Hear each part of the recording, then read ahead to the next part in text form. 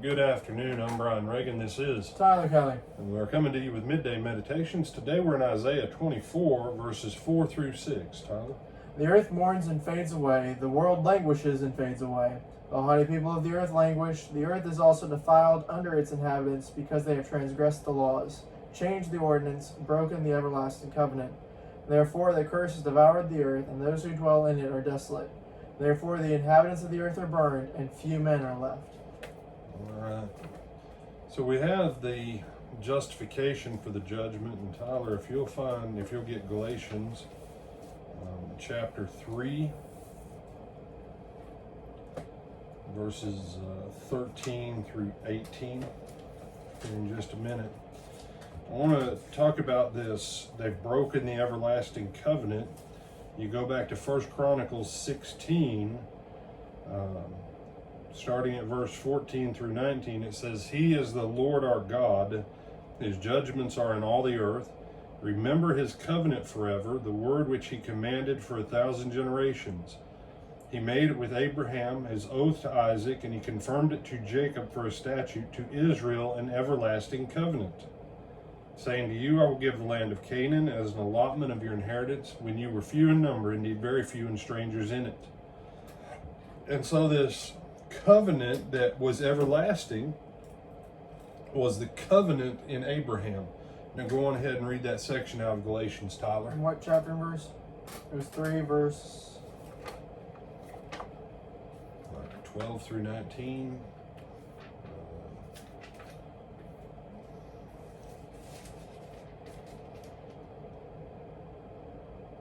Yeah, 12 through 18. All right. Yet the law is not of faith, but the man who does them shall live by them. Christ has redeemed us from the curse of the law, having become a curse for us, for it is written, "Cursed is everyone who hangs on a tree." The blessing of Abraham might come upon the Gentiles in Christ Jesus, that we might receive the promise of the Spirit through faith.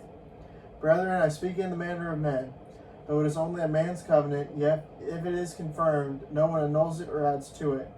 Now to Abraham and his seeds where the promise is made, he does not say, "and to seeds as to many, but as of one, and to your seed, who is Christ." And this I say, the law which was 430 years later cannot annul the covenant that was confirmed before by God in Christ, for it should make the promise of no effect. For if the inheritance is of the law, it is no longer of promise, but God gave it to Abraham by promise. Now go back and pick up, I think it was verses 13 and 14. Right there. Christ has redeemed us from the curse of the law, having become a curse for us, for it is written, "Cursed is everyone who hangs on a tree," that the blessing of Abraham might come upon the Gentiles in Christ Jesus, that we might receive the promise of the Spirit through faith. All right. So what we have going on here, as verse 12 said, that the law, that those who keep it in faith. Now, how do we keep the law of Moses in faith? By faith in Christ, by living the life of faith in Christ, being obedient to Christ. Then we get the full credit and benefit of the law towards us. That means all of the blessings of the law and everything else, that's included in our covenant. But before the law, as we read there was a covenant, and it says it in 1 Chronicles 16 that we read. There was a covenant with Abraham. And the covenant we have in Christ is the fulfillment of the covenant in Abraham. And so as we're looking at Isaiah 24, when we say, how come things are the way they are? When you look at verse 5 and 6, the earth also is defiled under its inhabitants, because they've transgressed the laws, changed the ordinance, broken the everlasting covenant. Now, changing the laws, transgressing the laws and changing the ordinances are a violation of the covenant. But the covenant with Abraham goes beyond the law of Moses, because there was a promise to Abraham, then there was a covenant with Abraham, then there was Abraham's investment in the covenant when he and his household shed their blood in circumcision.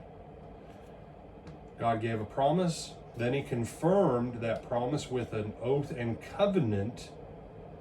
That's the vision, dream that Abraham had where he saw God go through like a burning lamp through the carcasses and the birds and all that on a trail of blood, because covenants in the old world always involved the death of something and the shedding of blood somewhere.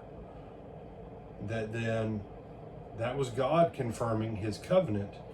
Then Abraham, when he came into the fullness of the covenant, he and all his household were circumcised, and they shed blood. Everything of Moses is subordinate to that covenant of Abraham. Because the old covenant, the covenant confirmed in Moses, was the schoolmaster to bring us to Christ.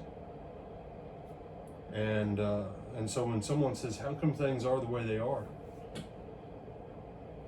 When you look at the spread of the gospel, and you look at what has controlled and run the world, why has the Western world lost its dominance? And why are a nation and nations of people that don't believe in Christ and that are filled with idolatry and abomination, why are they rising up? Because our generations now, for 3 generations, has rejected the gospel of Christ and that covenant in Abraham. And there's a principle there in Isaiah 24 not to miss, and that is when you reject that covenant, that God takes that cover, that banner of protection. And so, why is China the lender and America the borrower? Because America's operating under a curse right now. And why is it important we get the gospel back out there and do our best to persuade men and women to be obedient to Christ? Because that's the only way out from under the curse of our rebellion in this land. And Western Europe needs to do the same thing. That's the only way around it. Do you have some other thoughts on this, my brother? No, sir. All right, then we leave you with that thought for lunch today, and we'll see you back for Twilight Talks on Faith.